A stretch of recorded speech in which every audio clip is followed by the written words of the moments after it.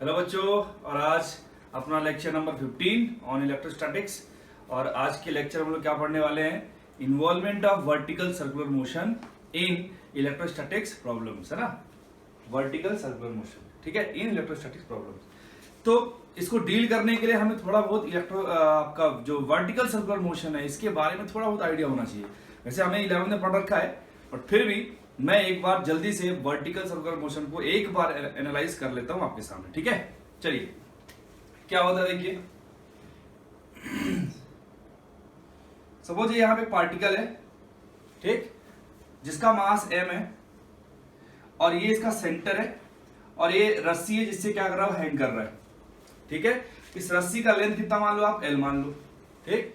आपसे क्या generally question पूछता है कि इस पर कितना मिनिमम स्पीड दे दो, है ना, ताकि ये vertical circular motion just complete कर ले जाए, है ना। Find value of u minimum so that this particle will just complete the vertical circular motion, ठीक है ना। ये हमारा क्वेश्चन होता है, क्लियर। तो हम करते क्या है, इसमें जो अप्रोच है वो आप ध्यान में रखेंगे। क्या, जब भी वर्टिकल सर्कुलर मोशन आए तो हमें एक ऐसा पॉइंट ढूंढना है जहां पर मिनिमम टेंशन मिल रही हो अपने को, है ना। तो हमारा काम क्या है कि वो पोजीशन ढूंढो जहां पर टेंशन क्या मिले, मिनिमम मिले अपने को, है ना। तो वो ऐसा पोजीशन होता है, the position at which resultant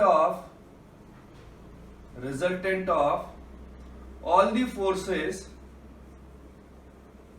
accept tension, है ना, एक्सेप्ट टेंशन किधर मिले अपने को, टूवर्ड्स सेंटर मिले, टूवर्ड्स सेंटर, है ना, ऑफ सर्कल।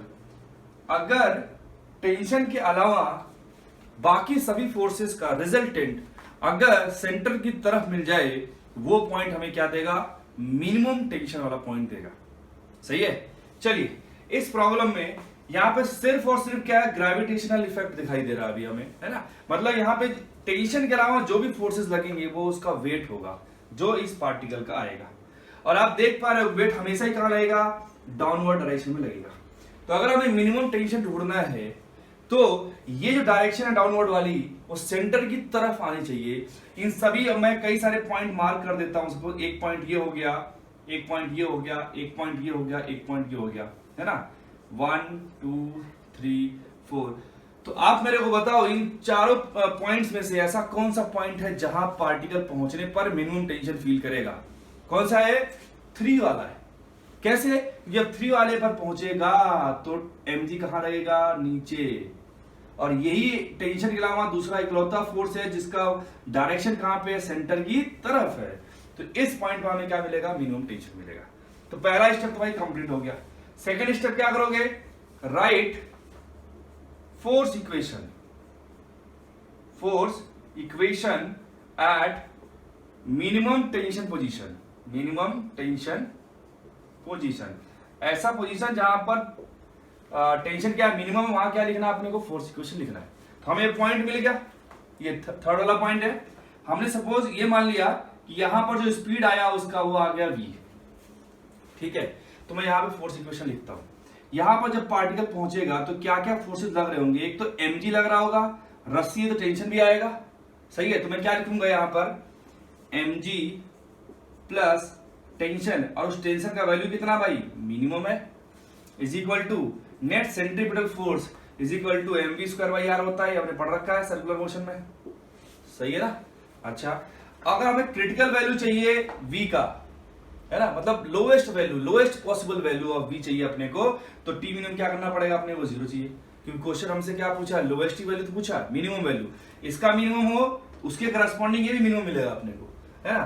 तो t मिनिमम क्या हो गया, 0 हो गया। तो यहां से आप देखो कितना आएगा, m से m निपटा सकते हो आप, तो आपके पास आएगा g is equal to v square by r। तो यहां से v स्क्वायर कितना आ गया, rg आ गया।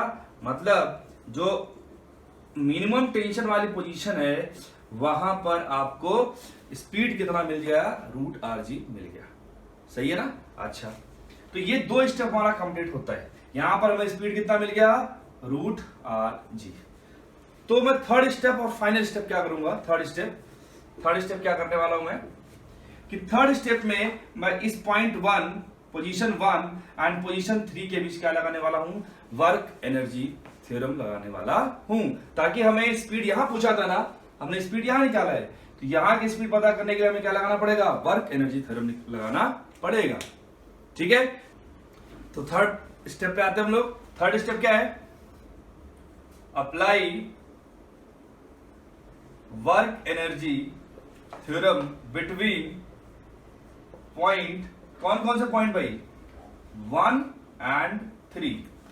इस वाले पॉइंट पे, इसको मैंने 1 बोला था, ये पॉइंट 1 है, और ये वाला पॉइंट कौन सा है, 3 वाला है। ठीक है, चलिए, तो वर्क एनर्जी थ्योरम क्या बोलता है कि work done by all the forces is equal to change in kinetic energy. ये होता है कितने फोर्सेस सिस्टम में लग रहे हैं इस बॉल पे, एक तो mg लग रहा है, रस्सी है तो टेंशन आएगा, तो जो भी टोटल फोर्सेस लग रहे हैं वो कौन कौन से हैं, 2। तो मैं यहां पे लिखता हूं work done by tension, work done by gravity, है ना, और ये किसके बराबर हो जाएगा, चेंज इन काइनेटिक एनर्जी। ठीक, वर्क डन बाय टेंशन 0 होता है, क्यों, क्योंकि आप देखो टेंशन हमेशा क्या लगेगा, सेंटर की तरफ, और जो स्पीड है वो हमेशा ही क्या है, इस टेंशन के परपेंडिकुलर डायरेक्शन में आती है। तो जब भी ऐसा कहीं भी केस आए आपके पास जहां पर स्पीड और टेंशन या फोर्स हमेशा एक दूसरे से 90 एंगल पर काम करे, तो work done by that force will always be equal to 0, मतलब ये चीज हो गया 0। बचा कौन हमारे पास, ग्रेविटेशनल वाला फोर्स। तो ग्रेविटी जो ये आपका जो ग्रेविटेशनल फोर्स लग रहा है उसका मैग्नीट्यूड है कांस्टेंट mg, है ना, और डिस्प्लेसमेंट मिल रहा है उसको यहां से यहां तक पहुंचने में 2l के बराबर, है ना। हमने पिछले वाले प्रॉब्लम में यहां पर आप देखो मैंने l की जगह r ले लिया था, तो मैं ये वैल्यू r मान लेता हूं, ठीक है, रेडियस। ठीक, तो जब यहां से यहां पहुंचेगा 1 से 3 में पहुंचेगा तो डिस्प्लेसमेंट कितना हो गया उसका, अपवर्ड डायरेक्शन होगा, वो 2r के बराबर हुआ, और फोर्स कहां लग रहा था, mg नीचे लग रहा था, तो फोर्स और डिस्प्लेसमेंट के बीच का एंगल कितना हो गया, 180, तो work done by gravity will be negative, और कितना हो जाएगा वो, माइनस mg इंटू 2r। ठीक है, is equal to final kinetic energy half mv square, initial kinetic energy half mu square. सही है, अच्छा, तो यहां से हम क्या करते हैं, m कॉमन ले लेते हैं, तो m कॉमन ले लिया हमने, m/2 आया v square minus u square. ठीक, यहां पे देखिए ये तो ऐसे चलेगा, mg इंटू 2r। ठीक, एक m से ये वाला m कैंसिल आउट, ये 2 इधर जाके क्या बना लेगा, माइनस 4gr बना लेगा, और इधर क्या बनेगा, v square minus u square. अब इस पूरे इक्वेशन में अगर आप ध्यान से देखो तो आपको v स्क्वायर ही पता है, क्यों, क्योंकि v कितना था हमारे पास, √gr था, तो v स्क्वायर कितना आ जाएगा, gr आ जाएगा, यहां पर रखते हैं, तो minus 4gr is equal to gr minus u square, ये इधर जाएगा तो आएगा minus 5gr is equal to minus u square, minus से माइनस कैंसिल आउट हो गए, तो u जो आया वो कितना आया, √5gr। सही है ना, कितना आया भाई, √5, और ये क्या था, मिनिमम वैल्यू था, मतलब ये जो u आया था, अगर ये u greater than equal to √5gr है तभी क्या करेगा, ये वर्टिकल सर्कुलर मोशन कंप्लीट करेगा, मतलब यहां पर क्रिटिकल वैल्यू कितनी आएगी, √5gr, इससे कम रहेगा तो क्या करेगा, वो एक पेंडुलम मोशन हो जाएगा, ये पेंडुलम तरह काम करेगा, टू एंड फ्रो मोशन करेगा, है ना। और अच्छा, उसमें भी एक केस आता है कि अगर आपने √2gr से कम रखा था तो पेंडुलम की तरह काम करेगा, और √2gr से √4gr के बीच में रखा तो वो पैराबोला पाथ बना लेता है, क्योंकि यहां पर टेंशन कहीं 0 होता है और पैराबोलिक पाथ को फॉलो करता है। तो डिटेल में जानने के लिए आपको क्या करना पड़ेगा, वापस जाके एक बार रिवाइज करना पड़ेगा 11th का, है ना। चलिए, तो ये हो गया, यहाँ डेटा याद रखना ये चीज, है ना, कि मिनिमम वैल्यू जो होती है लोवेस्ट पॉइंट पर वो कितना होना चाहिए, √5gr। इनफैक्ट आप ये याद रखो कि जो √5gr है ये वैल्यू उस पॉइंट पर मिलती है जहां पर इक्विलिब्रियम हमें मिल रहा होता है ना।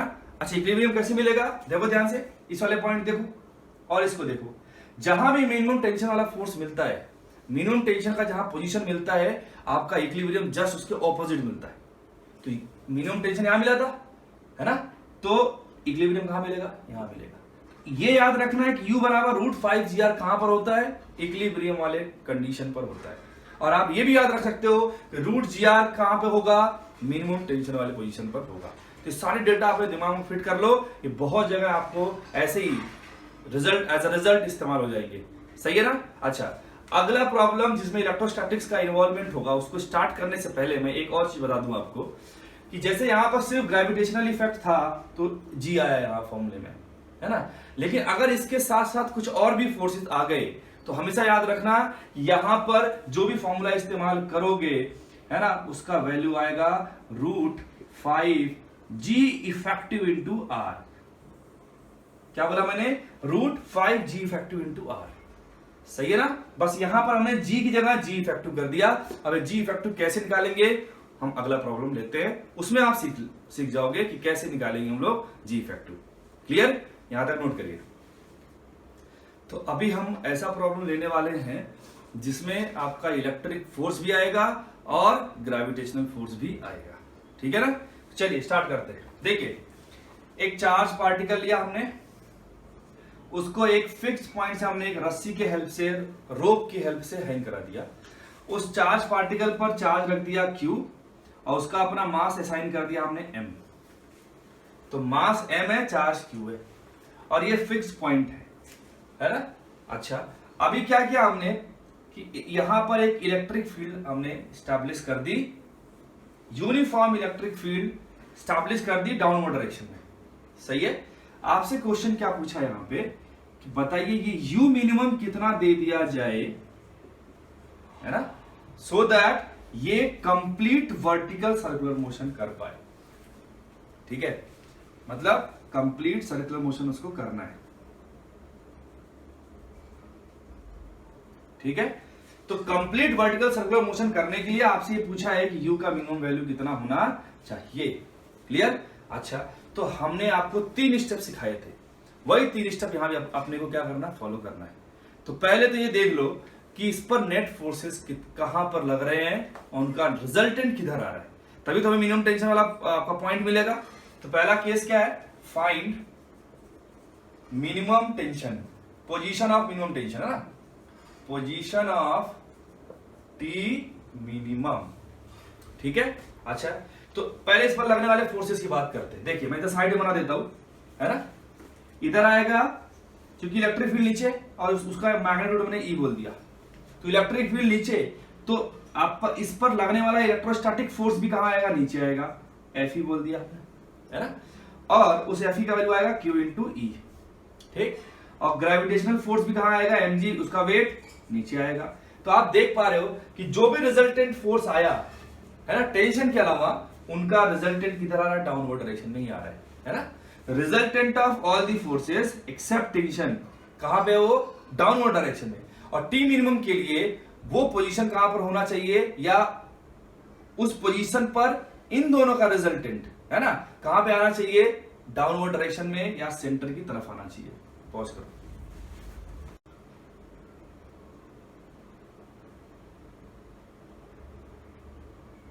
तो रिजल्टेंट फोर्स किधर आ गया, डाउनवर्ड डायरेक्शन में आ गया। हमें टी मिनिमम वहां पर मिलेगा जहां पर ये डाउनवर्ड फोर्स सेंटर की तरफ आए।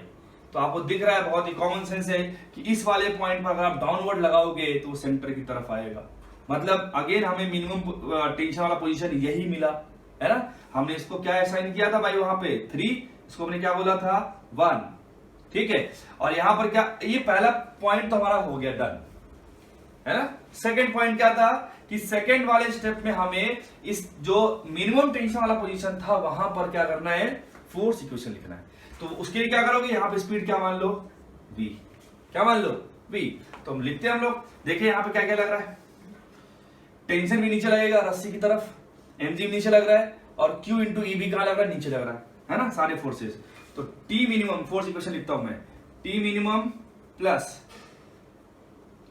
q into E plus mg, ये नेट सेंट्रीपिटल फोर्स हो गया, ये आएगा mv²/r, है ना। Again critical value of v के लिए हमें टी मिनिमम क्या करना पड़ेगा, 0 करना पड़ेगा, है ना। तो यहां से क्या आ जाएगा, देखो mv² आएगा हमारे पास QER प्लस mgr। हमने ये mv² का वैल्यू अलग से निकाल के इसलिए रख लिया क्योंकि इसकी जरूरत पड़ेगी हमें। ठीक है ना। चलिए, अब थर्ड स्टेप आता है। थर्ड स्टेप में क्या करोगे आप, work done by all the forces is equal to change in kinetic energy, है ना। अब ध्यान से देखते हैं कितने फोर्सेस काम कर रहा है इसमें, टेंशन, इलेक्ट्रोस्टैटिक फोर्स, mg, तीनों फोर्सेस काम कर रहे हैं। तो लिख दो यहाँ पे work done by tension, work done by electrostatic force है ना, E, work done by gravity, ये किसके बराबर जाएगा, change in kinetic energy, change in kinetic energy. ठीक है, अब अगेन फंडा वही पुराना वाला कि टेंशन जो वर्क करेगा वो जीरो आएगा, क्योंकि टेंशन और वेलोसिटी के बीच में हर पॉइंट पे एंगल कितना है, 90 का है, सही है ना। अब बात करते हैं QE वाला फोर्स कितना काम करेगा और mg वाला फोर्स कितना काम करेगा। अब देखो ध्यान से, QE जो है ये कांस्टेंट फोर्स है, क्योंकि इलेक्ट्रिक फील्ड कांस्टेंट है, mg भी क्या है, कांस्टेंट फोर्स है। दोनों कहां लग रहा है, डाउनवर्ड डायरेक्शन में, और दोनों में ही इस केस में 1 से लेकर 3 तक पहुंचने में डिस्प्लेसमेंट हो रहा है 2r, दोनों लग रहा है डाउनवर्ड डायरेक्शन में, दोनों में ही कितना हो रहा है, डिस्प्लेसमेंट 2r हो रहा है। तो दोनों का वर्क डन पहली बात क्या आएगा, नेगेटिव आएगा, और दोनों में ही जो आपका वर्क डन का मैग्नीट्यूड आएगा वो फोर्स इंटू 2r के बराबर हो जाएगा। तो वही चीज मैं यहां पे लिख रहा हूं, ये कितना काम करेगा, माइनस QE इंटू 2r, ये कितना काम करेगा, माइनस mg इंटू 2r, और इधर क्या हो जाएगा, half mv square minus half mu square. ठीक है ना, यहां पे हमने बस वही चीज को यहां पे वापस से लिख दिया क्योंकि यहां पे स्पेस नहीं था। तो ये minus QE into 2r minus mg into 2r, और इधर 1/2 कॉमन ले लिया तो अंदर आया mv square minus mu square, वही हमने यहां पे लिख दिया। ठीक, अच्छा इस 2 को इधर भेजो, कितना आएगा इधर, माइनस 4QEr, ठीक, minus 4mgr is equal to mv square का वैल्यू पुट करो यहां से, कितना आएगा, QEr प्लस mgr, बचा कौन, mu स्क्वायर। ठीक, इन दोनों टर्म को इधर भेज दो, है ना। तो ये QEr इधर जाके माइनस जाएगा, तो माइनस QEr और ये माइनस 4 टाइम्स QEr मिलके कितना हो गया, -5, तो -5 QEr। ठीक, ऐसे ही इधर mgr था, इधर जाके माइनस mgr होगा, तो माइनस mgr माइनस 4 mgr मिलके कितना हो गया, -5 mgr, और ये हो गया माइनस mu स्क्वायर। तो माइनस से माइनस पहले उड़ा दो, दोनों साइड, इधर इधर इधर, सही है, सब प्लस हो गए। तो आएगा यहां से mu square is equal to 5 mgr, और यहां 5r कॉमन ले लेते हैं हम लोग, तो आएगा mg प्लस QE, सही है, क्लियर। अब m से डिवाइड कर दो, तो m से डिवाइड करो तो क्या आएगा, इधर m से डिवाइड होगा तो इधर mg अपॉन m बचेगा, और इधर आएगा QE बाई m, तो u कितना आ जाएगा, √5r g plus QE by m। ये हमारे पास क्या मिल गया, आंसर आ गया कि मिनिमम स्पीड कितना दे दो लोएस्ट वाले पॉइंट पर या इक्विलिब्रियम वाले पॉइंट पर, कि वो वर्टिकल सर्कुलर मोशन कंप्लीट कर दे, वो ये वाला इतना वैल्यू होना चाहिए मिनिमम उसका, u का वैल्यू, सही है। अब कुछ बातें और मैं आपको बताता हूं, तब तक आप इसको नोट करिए। तो ये अपना रिजल्ट था, ठीक है। अब मैं आपको जी इफेक्टिव के बारे में बताने वाला था, है ना। तो जी इफेक्टिव कैसे निकालेंगे हम लोग, हम ये डायरेक्ट फॉर्मूला भी लगा सकते हैं, आपको इतना लंबा चौड़ा जाने की जरूरत नहीं थी, आप डायरेक्ट फॉर्मूला लगा के भी आंसर निकाल सकते थे। कैसे, आप देखिए ध्यान से, आप अगर देखो इस चीज को, तो ये √5r, और ये पूरी चीज किसके बराबर है, जी इफेक्टिव के बराबर है। अब ये कैसे आई वो मैं बताता हूं आपको। देखिए कि इस वाले प्रॉब्लम में टेंशन के अलावा जो फोर्सेस काम कर रहे थे वो थे mg और QE, वो दोनों ही कहां काम कर रहे थे, नीचे काम कर रहे थे।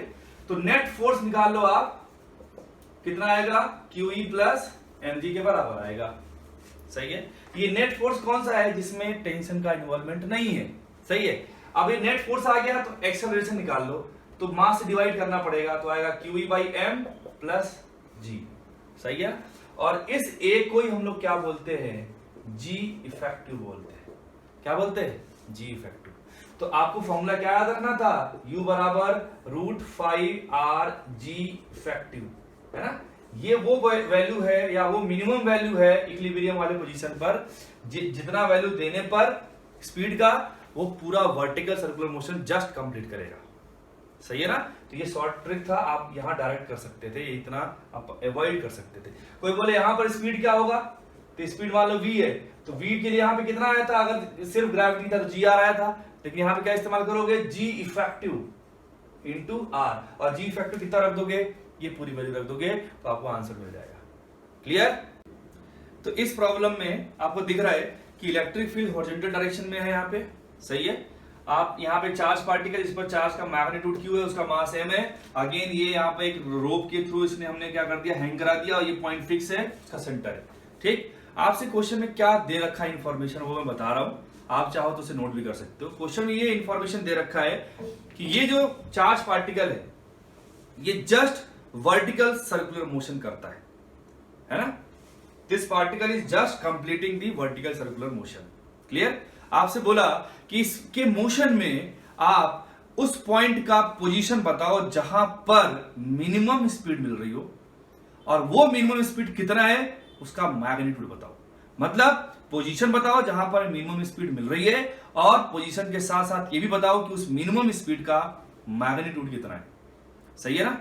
चलिए स्टार्ट करते हैं हम लोग, है ना। अगेन इस प्रॉब्लम करने के लिए मैं जी इफेक्टिव का ही सहारा लूंगा।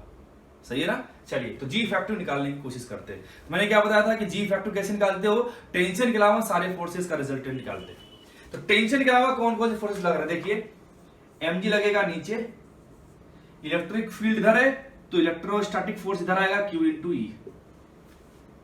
इन दोनों का जो रिजल्टेंट आएगा इधर कहीं आएगा क्योंकि दोनों 90 एंगल पे है। सही है, सपोज ये एंगल हो गया थीटा, है ना।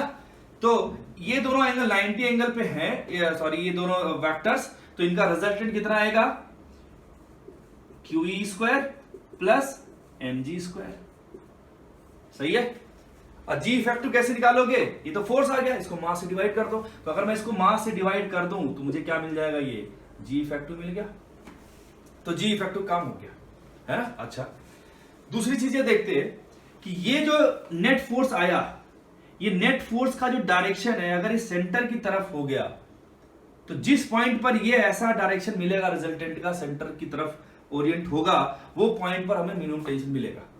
ये हमने पहले पढ़ रखा है। और मिनिमम टेंशन वाले पोजीशन पर वेलोसिटी या स्पीड भी क्या होती है, मिनिमम होती है ना। तो देखिए मतलब ये जो पॉइंट है जहां पर मिनिमम टेंशन मिलेगा अपने को, सपोज ये पॉइंट 1 है, ये पॉइंट 2 है, ये पॉइंट 3 है, ये पॉइंट 4 है। तो आप मेरे को बताओ कि वो जो पॉइंट है जहां पर मिनिमम टेंशन मिलेगा वो कहां मिल सकता है, क्या 1 पर मिलेगा, बिल्कुल नहीं, क्योंकि फोर्स इधर है और टेंशन आपका सेंटर तो इधर है, तो हो ही नहीं सकता। यहां पर देखिए सेंटर इधर है, फोर्स इधर, नेट फोर्स इधर है, अगेन नहीं हो सकता। यहां पर देखिए, यहां पर लगता अपने यहां पर होना चाहिए, सेंटर इधर है और नेट फोर्स इधर है, नहीं हो सकता। मतलब ये इधर कहीं आएगा। तो यहां पर मान लिया हमने कि यहां पर आया और ये आपका नेट फोर्स, टेंशन के अलावा नेट फोर्स इधर आ गया। ठीक, ये मिनिमम टेंशन का पोजीशन आ गया, हमने इसको 5 बोल दिया, और इधर हमने स्पीड कितना बोल दिया, इधर स्पीड हमने कितना बोल दिया भाई, v बोल दिया। हमसे क्वेश्चन में यही पूछा अभी, ठीक है ना। तो यहां पर जो v आएगा मिनिमम टेंशन वाली कंडीशन पर, जो v आता है जस्ट वर्टिकल सर्कुलर मोशन के लिए, वो आता है root g effective into r. R क्या है, इसका रेडियस है। कई बार इसको एल से भी डिनोट करते हैं, मैंने अभी आर ले रखा है। ठीक है, तो जी इफेक्टिव कितना आएगा, आपके सामने जी इफेक्टिव लिखा हुआ है ना। तो हम लिखते हैं यहां पे अंडर रूट जी इफेक्टिव कितना है, अगेन अंडर रूट में आएगा वो क्यू ई का स्क्वायर प्लस एम जी का square upon m into r. ठीक है ना। ये हमारे पास क्या आ गया, मिनिमम स्पीड। कुछ छूटा तो नहीं, हमने ये लिख लिया जी इफेक्टिव इंटू आर। सही है ना, बिल्कुल सही है। क्लियर। तो आपसे बोलता कि इस पूरे जर्नी में, है ना, मैक्सिमम स्पीड कहां मिलेगी पूरे जर्नी में, तो इसके जस्ट ऑपोजिट वाले पॉइंट में मिलेगा, और वो कितना हो जाएगा, रूट 5 जी आर हो जाएगा। और जी कौन सा, जी इफेक्टिव वाला यहां पे मिलेगा। अच्छा, दूसरा चीज क्या है, ये तो मैग्नीट्यूड हो गया, पोजीशन निकालना है। तो आप अगर देखो क्वेश्चन में, ये एंगल थीटा था वर्टिकल से रिजल्टेंट वाला, मतलब ये एंगल थीटा है। सही है ना, क्लियर। तो इस वाले लाइन से कितना एंगल बना रहा है, ये कितना एंगल बना रहा है, ये 180 प्लस थीटा। तो पोजीशन निकल गया। अगर मैं थीटा निकाल लूं किसी तरीके से तो मैं पोजीशन निकाल सकता हूं ना इस वाली लाइन से, है ना। तो थीटा कितना आएगा, देखो दो वेक्टर अगर 90 एंगल पे काम कर रहे हैं तो जो रिजल्टेंट होता है अगर एक से थीटा एंगल बनाता है तो टेन थीटा कितना हो जाएगा भाई, टेन थीटा कितना हो जाएगा, ये अपॉन ये q e by m g. तो आप देख पा रहे हो कि आपको थीटा भी यहां से मिल गया, अगर ये सब डेटा वगैरह दे रखा हुआ तो थीटा निकाल सकता है ना, थीटा मिल गया आपको, थीटा मिल गया तो आपको 180 प्लस थीटा भी मिल जाएगा, आपको इसका पोजीशन भी बकायदा मालूम चल जाएगा। सही है ना। तो इस बार क्वेश्चन को एक बार आप अपने तरीके से भी इसको सॉल्व करना, मैंने जो बताया हमेशा ऐसे प्रॉब्लम को जी फैक्टिव वाले फंडे से आप काम कर सकते हो। सही है ना, क्लियर। चलिए नोट कर लीजिए। तो अगेन एक बेहतरीन प्रॉब्लम है इलेक्ट्रोस्टैटिक्स का जिसमें वर्टिकल सर्कुलर मोशन आएगा। क्या उसमें बोला क्वेश्चन वो पहले समझते हम लोग, प्रॉब्लम समझ में आ गई तो सोल्यूशन निकल जाएगा ही, है ना। देखिए प्रॉब्लम क्या है कि दो चार्ज पार्टिकल है, दोनों को हमने एक रस्सी की हेल्प से क्या कर दिया, दोनों एंड पर चिपका दिए, ठीक। और एक वाले एंड को हमने फिक्स कर दिया जहां पर नेगेटिव चार्ज रखा हुआ था, और दूसरे वाले एंड का जो चार्ज पार्टिकल था उस पर हम उसका मास हमने एज्यूम कर लिया m। सही है। और क्या बोला गया कि इस वाले चार्ज पार्टिकल को हम कितना मिनिमम स्पीड दे दे इस वाले लोएस्ट पोजीशन पे ताकि ये कंप्लीट वर्टिकल सर्कुलर मोशन कर पाए। जस्ट कंप्लीट करने के लिए इस पॉइंट पर कितना इसको स्पीड प्रोवाइड किया जाए ताकि ये कंप्लीट वर्टिकल सर्कुलर मोशन कर पाए। सही है ना। तो यहां पर क्या देखना हमें, इससे पहले जो दो प्रॉब्लम ने लिया उन दोनों प्रॉब्लम में इलेक्ट्रिक फील्ड दे रखा था अपने को। सही है, इलेक्ट्रिक फील्ड दे रखा था और भी कांस्टेंट इलेक्ट्रिक फील्ड था। तो कांस्टेंट इलेक्ट्रिक फील्ड से फायदा यह था कि हम किसी भी पॉइंट पर रिजल्टेंट फोर्स निकालेंगे तो उसका डायरेक्शन क्या आ रहा था, कांस्टेंट आ रहा था।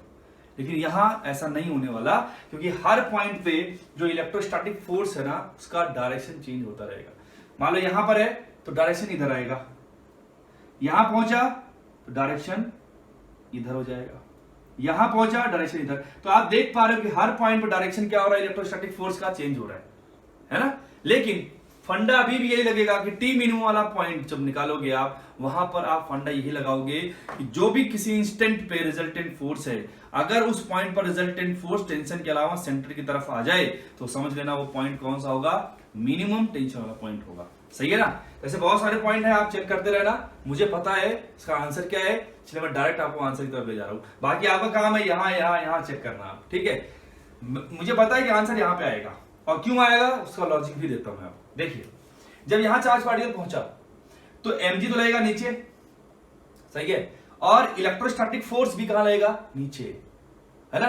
टेंशन तो नीचे लगेगा। आप देख पा रहे हो कि जो mg है और जो इलेक्ट्रोस्टैटिक फोर्स है Fe बोल दिया हमने इसको, ये दोनों ही कहां लग रहे हैं, डाउनवर्ड डायरेक्शन में लग रहे हैं। मतलब ये पोजीशन वो पोजीशन हो गया जहां पर क्या मिलेगा अपने को, मिनिमम टेंशन मिलेगा। यहां पे क्या मिलेगा भाई, यहां पे मिनिमम टेंशन। तो अगला स्टेप क्या है कि फोर्स इक्वेशन लगाना है। फोर्स इक्वेशन लगाने के लिए यहां पे क्या है, असाइन कर लो, एक स्पीड असाइन कर लो आप, है ना।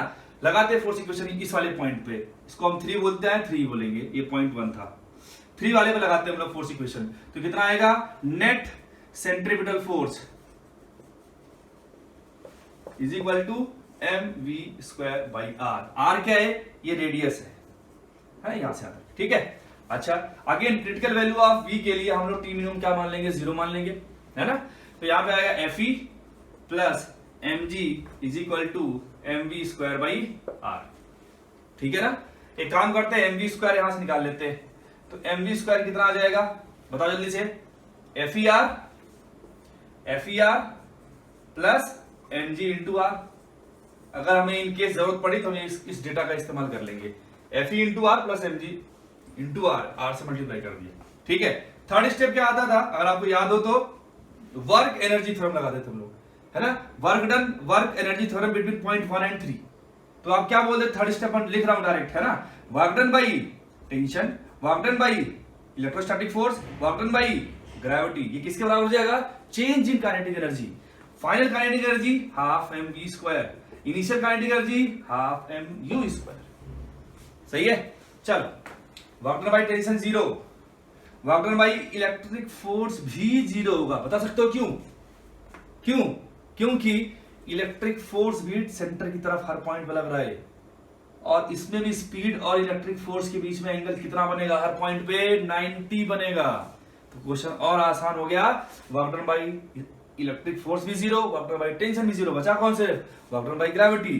तो mg तो हमेशा फोर्स कांस्टेंट ही फोर्स है, तो mg और 2r का मल्टीप्लिकेशन आएगा लेकिन माइनस के साथ, क्योंकि mg नीचे और 2r ऊपर। तो minus mg into 2r is equal to half, है ना। एक काम और कर दो स्टेप रिड्यूस करने के लिए, 1/2 कॉमन लेके इधर भेज दो। तो 1/2 लेके कॉमन लेके इधर भेजोगे तो क्या हो जाएगा, यहाँ पे 2 के साथ मल्टीप्लीकेशन और हो जाएगा, तो -2 into M G into 2r, इधर बचेगा mv square minus mu²। Clear. चलिए तो हो गया -4mgr। इधर देखो mv स्क्वायर यहां से उठा के रखते हैं हम लोग, यह आएगा FER plus mgr minus mu², है ना। इस पूरी चीज को उठा के, इन दोनों को उठा के इधर ले आते हैं, तो -4mgr और ये -mgr मिलके क्या हो गया -5mgr, तो -5mgr, है ना, minus FER is equal to mu² minus के साथ। ठीक है। अच्छा, इस पूरे चीज को आप -m से मल्टीप्लाई कर दो दोनों साइड, तो पहले तो माइनस माइनस प्लस हो जाएंगे, अगर m से डिवाइड करोगे आप तो ये तो जाएगा ही जाएगा, ये भी जाएगा, और यहाँ पे m नीचे क्या आ जाएगा, डिवीजन में आ जाएगा। तो यहां से u कितना आएगा, अगर आप ध्यान से देखो तो आएगा अंडर रूट, है ना, 5gr प्लस FE का वैल्यू कितना था, FE का वैल्यू कितना था भाई, दो चार्जेस के बीच का फोर्स FE कितना होता है magnitude wise, K Q1 Q2, तो K Q1 Q2 कितना है, Q² अपॉन R²। तो यहाँ पे आप रखोगे K Q1 Q2 upon R², से एक R² से एक स्क्वायर जाएगा R, तो बचेगा क्या हमारे पास, K Q² R, तो आएगा K Q² mr। सही है। ये हमारे पास क्या आ गया, मिनिमम वैल्यू हो गया U का, जो यहाँ पर हम लोग प्रोवाइड करेंगे ताकि ये क्या कर पाए, कंप्लीट सर्कुलर मोशन कर पाए। सही है। क्लियर। तो नोट करिए, कोई भी डाउट आए एकदम बढ़िया बिंदास हो, कमेंट बॉक्स में आप कमेंट कर सकते हैं। ठीक है। आपको जब भी मुझे टाइम मिलेगा मैं रिप्लाई जरूर करूंगा। क्लियर। चलिए नोट करिए।